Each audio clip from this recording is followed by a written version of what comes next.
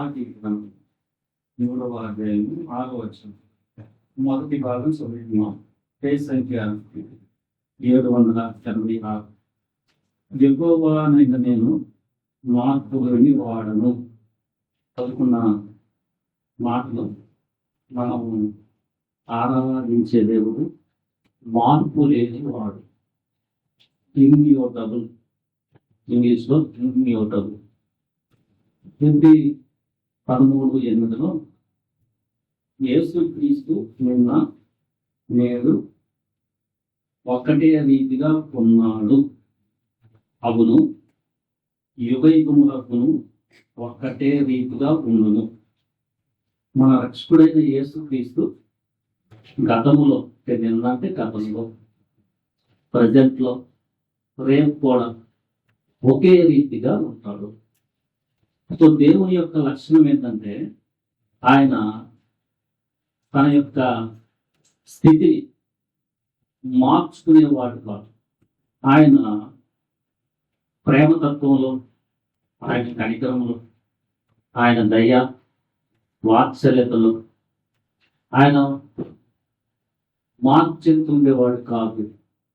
ఈ లక్షణాలు మనకి దేవుని పట్ల మంచి నిరీక్షణని, మనం పడిపోయే సమయంలో కూడా ఆయన పట్ల మనము విశ్వాసం ఉంచవచ్చు అనే దానికి ఆయన గొప్ప లక్షణం ఏంటంటే ఆయన ప్రేమలో, ఆయన మంచితనంలో, ఆయన దయ కనికరం వాత్సల్యత దీర్ఘశాంతం, ఆ లక్షణాల్లో ఆయన మారిపోయేవాడు. మానవులమైన మనమైతే మనం బలహీనమైన పరిస్థితిలో మానవుడు మారచ్చు. నిన్న ప్రేమిస్తూ ఈరోజు మనకి సడన్ గా మనం అసూయ వచ్చి సడన్ గా స్థితులను మారచ్చు. దేవుడు మారలేదు. మనం ఈరోజు ఆరాధిస్తున్న దేవుడు మారని మార్పు లేని వాడు. ఇందాక మనం చదువుతున్న మలాకి గ్రంథం 3వ అధ్యాయం 6వ వచనం ఒక చదువు 7 కూడా చదవండి.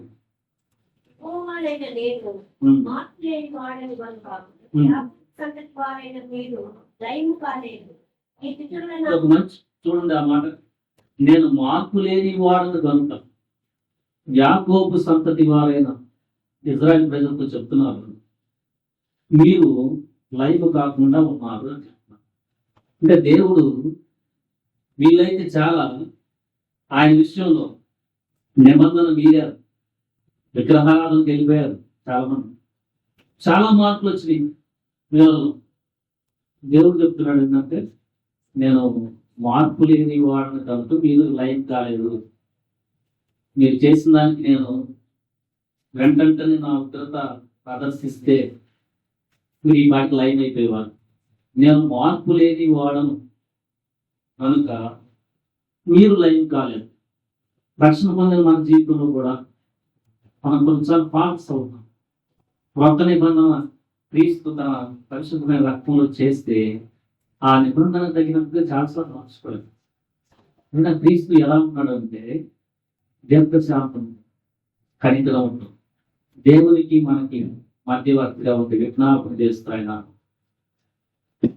మన రక్షణలో సహాయం చేస్తున్నాడు.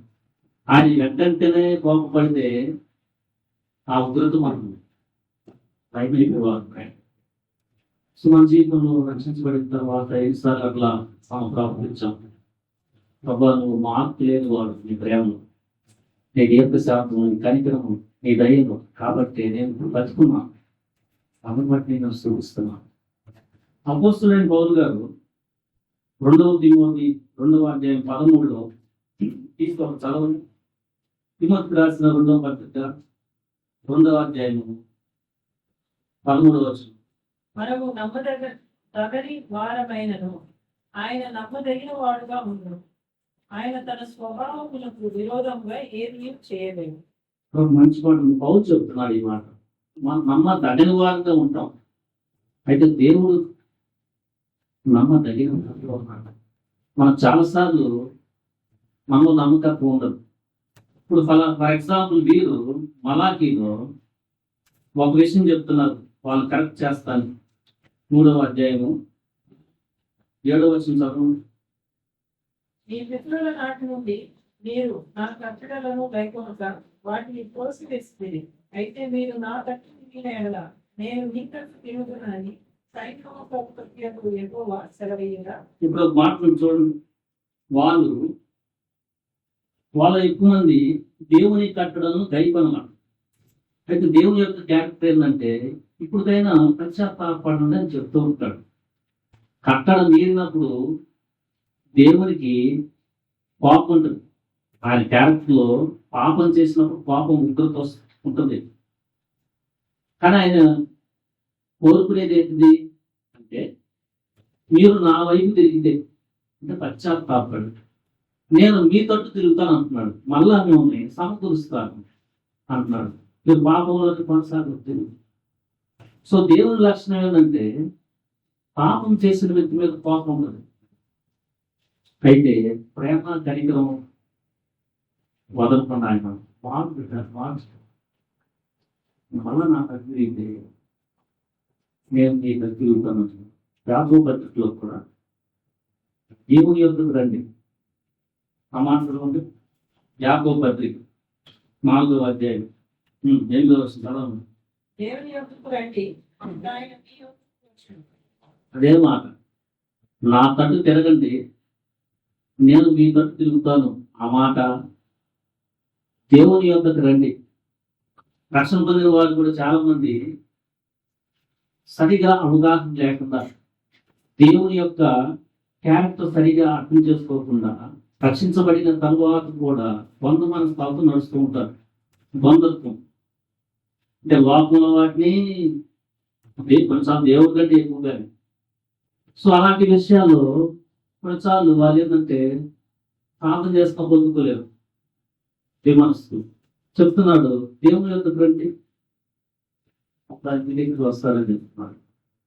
సో ఆయన క్యారెక్టర్ ఏంటంటే ఇప్పుడు కూడా ప్రేమ కనికరం అది 11వ దీర్ఘశాంతంలో పాపంలో పడే పరిస్థితుల్లో పడిపోతున్న స్థితిలో రక్షించబడిన వ్యక్తిని నిదానం గర్భిస్తున్నా నా దగ్గరికి రా తెల్లవాళ్ళు అని మాట్లాడుతూ ఉంటాడు. వెంటనే శిక్ష వేసేస్తే మనం ఎప్పుడు నశించిపోయేవాడు. సో మానవుడు కొన్నిసార్లు నమ్మదగిన వాడుగా ఉంటాడు, కానీ దేవుడు నమ్మదగిన వాడుగా ఉన్నాడని బాబు చెప్తారు. యాకోబు పత్రిక 1:17 చదవండి. యాకోబు పత్రిక 1:17. శ్రేష్టమైన ప్రతి ఈవియు సంపూర్ణమైన ప్రతి వరమును పరసంపూర్ణమైనదై జ్యోతిర్మయుడకు తండ్రి యొద్ద నుండి వచ్చును. ఆయన ఎందుకు ఏ చంచలత్వమైనను గమనాగమనముల వలన పలుకు ఏ ఛాయ అయినను లేదు. చంచలత్వం అంటే గాలికి కొడుతూ అడుగుతాం. అంటే కష్టం వస్తే మానవులు చాలా చంచల స్వభావం ఉంటాడు. దేవునిలో ఏ చంచలత్వం లేదు. శ్రేష్టమైన ప్రతి కూడా ప్రతి వరం కూడా జ్యోతిర్మయుడైన తండ్రి అయిన దేవుని నుంచి వస్తుంది అనుకొని మీలో ఎవరైనా శోధించబడుతూ ఉన్నారు పైకి వెళ్ళండి కొంచెం. దేవుడు 13వ వచనం, దేవుడు కీడు విషయమే శోధింపబడి నేరడు. ఆయన ఎవరైనా శోధింపడు గనుక ఎవడైనాను శోధింపబడినప్పుడు నేను దేవుని చేత శోధింపబడుతున్నానని అనుకోడు. శోధన ఎందుకు వస్తుంది? టెంప్టేషన్ వచ్చే సమయంలో దేవుడు నన్ను ఎందుకు శోధిస్తున్నాడు? మనీ మ్యాప్స్ అయినా అన్యాయం చేస్తే లక్ష వచ్చేస్తుంది, అవతలు చెప్పి ఇలాంటి ఎక్కడి నుంచి వస్తాయి థాట్స్?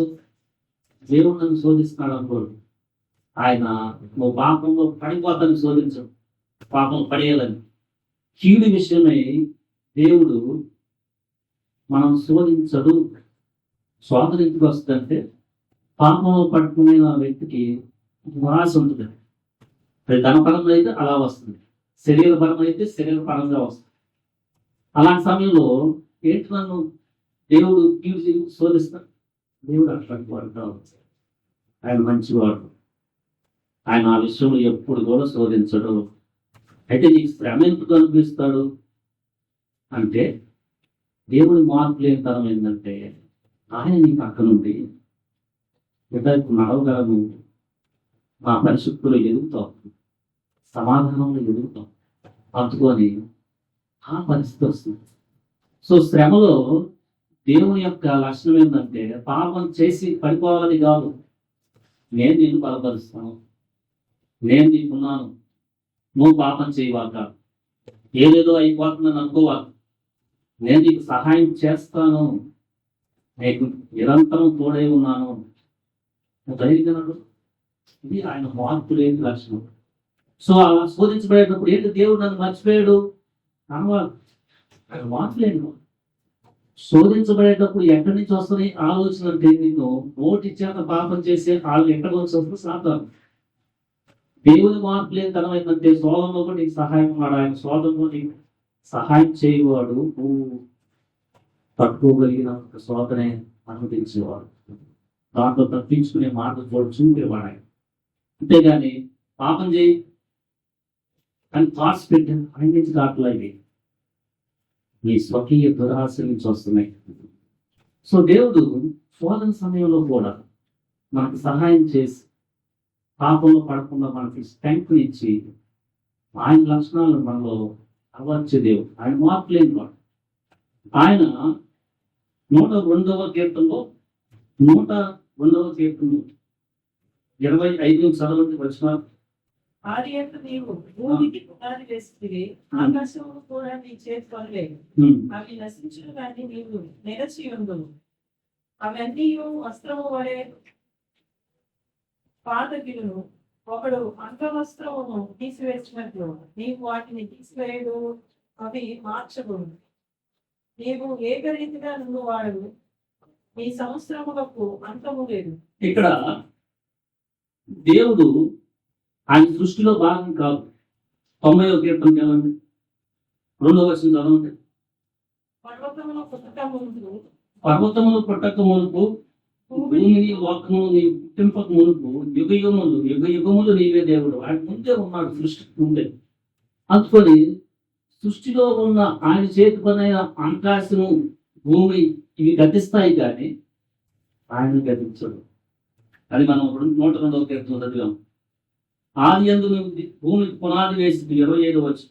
ఆకాశము కూడా ప్రకాశములు కూడా నీ చేతి పనులే, అవి నశించు కానీ నీవు నిలిచి ఉండవు. ఆయన యొక్క గ్రేట్నెస్ ఏంటంటే మార్పు లేనివాడు. ఆయన మార్పు లేనివాడు అంటే నశించుకోప్పుడు ఉండి రేపు లేనివాడు కాదు. ఇప్పుడు ఉండి రేపు లేకపోతే ఆయన మార్పు గలవాడు అయిపోతాడు. అసలు లేదు కదా.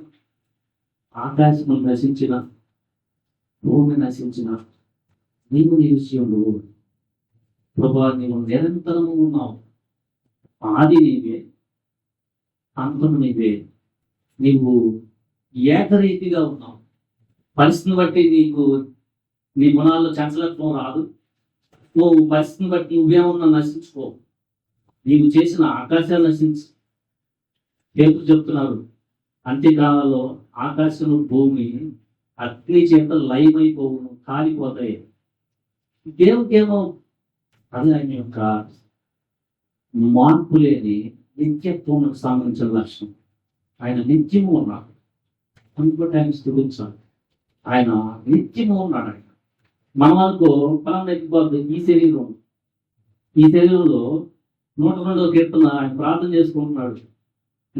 మీ కీర్తనలో నా బలం 24 వచనం చదవండి. నేను ఇలాగూ మనవి చేస్తుంది, నా దేవా, నా దినముల మధ్యలో నన్ను పడిపోకును. ఆయన 11వ వచనం చదవండి. నా దినములు సాగిపోయిన నీడను పోలి ఉన్నాయి, గడ్డి వల్ల నేను వాడి ఉన్నాను.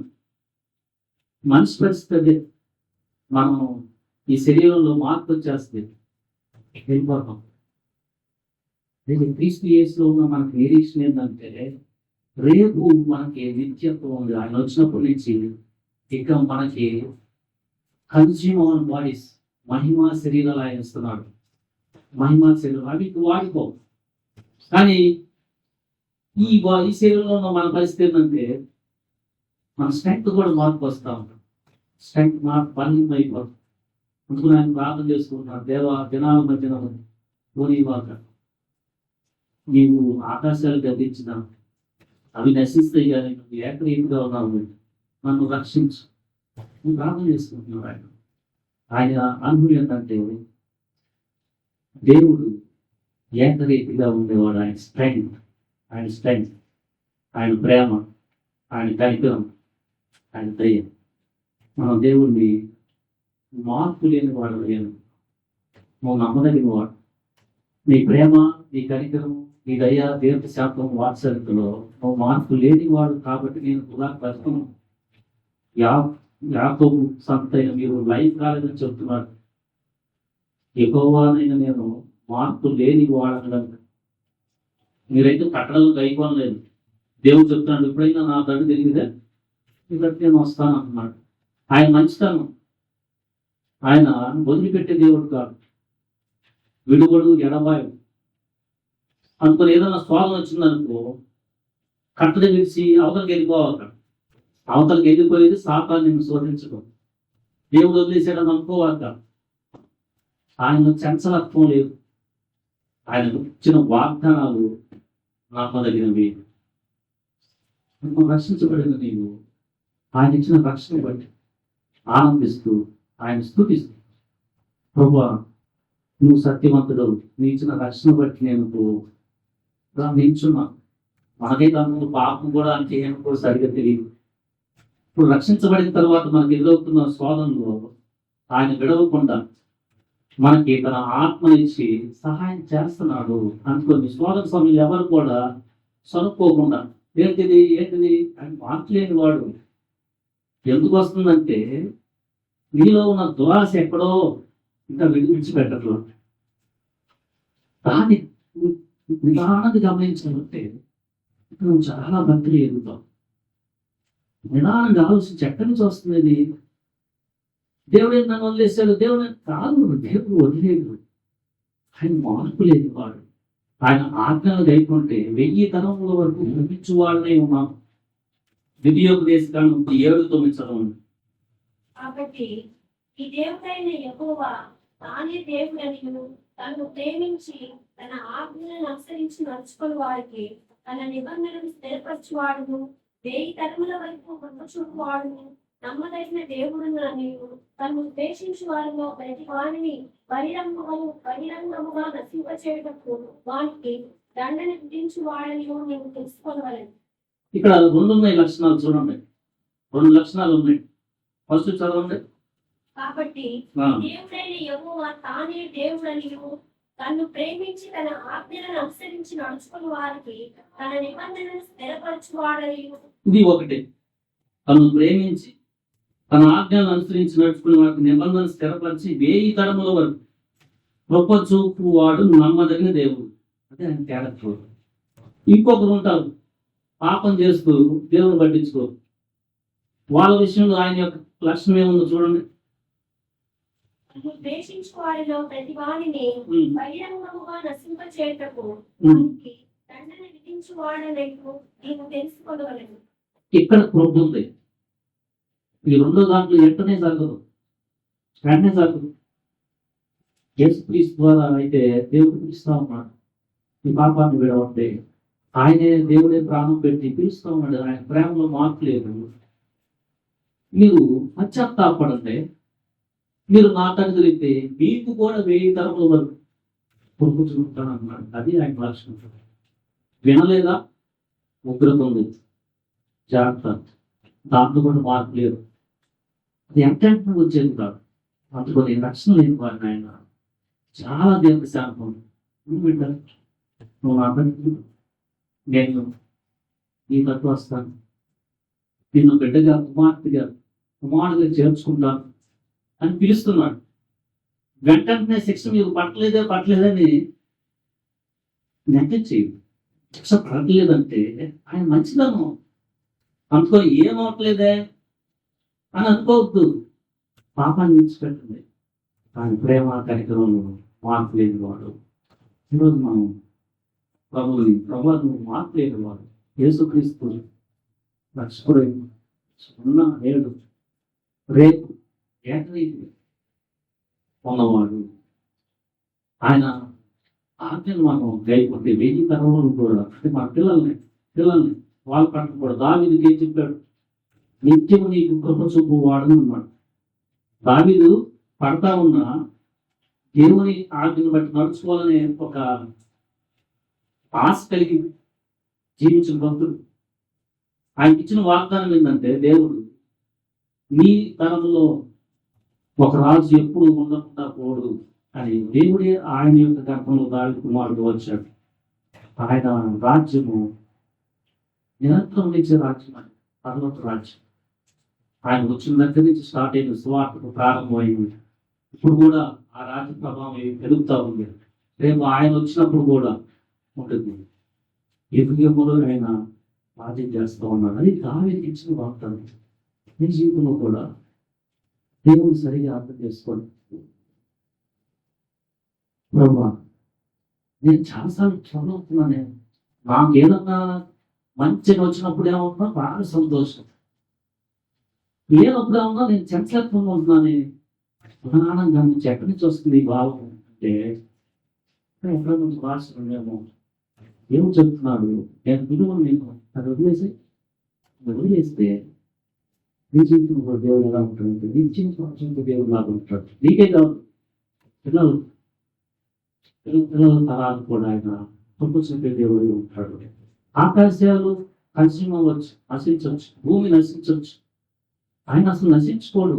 నిత్యము నీకు సహాయం చేసే దేవుడుగా ఉంటాడు అని మనం ఈరోజు దేవుని భగవాను మార్పు లేని వాడవు అని మనం నేర్చుకున్నట్లయితే మనం మన దేవుణ్ణి ఆరాధించేస్తాం.